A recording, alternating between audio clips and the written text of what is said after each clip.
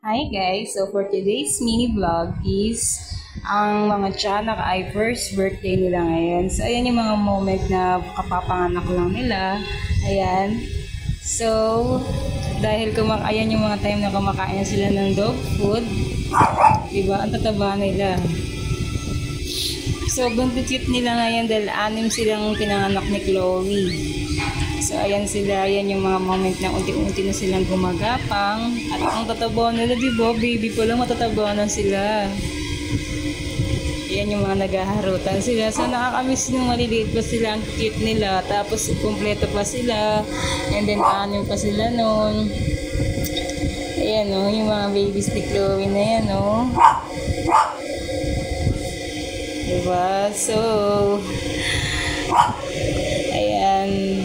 Sobrang kukulit niyan at ang kukuto si Yuri. So, ayan yung playpen nila na ginagawa ng lolo nila. Yan yung kulungan nila dati. At si Choco yan. Ayan yung mga naglalaro sila, yung mga moment na naglalaro sila. Oh. Doon pa kami sa Manila nakatira niyan. Ayan. Si Choco ay may bumili kay Choco na taga Santa Rosa, Laguna, na malapit lang din dito sa Laguna.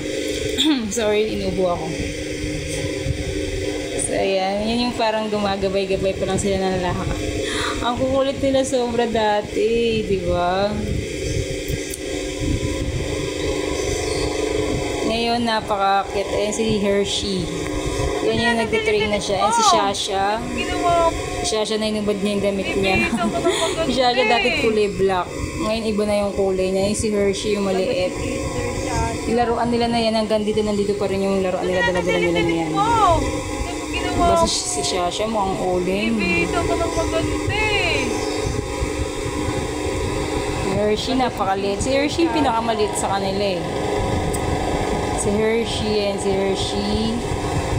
Yan yung mga moment na maliliit pa sila dati. So hanggang dito na lamang ang aming vlog sa first birthday ng mga tiyanak.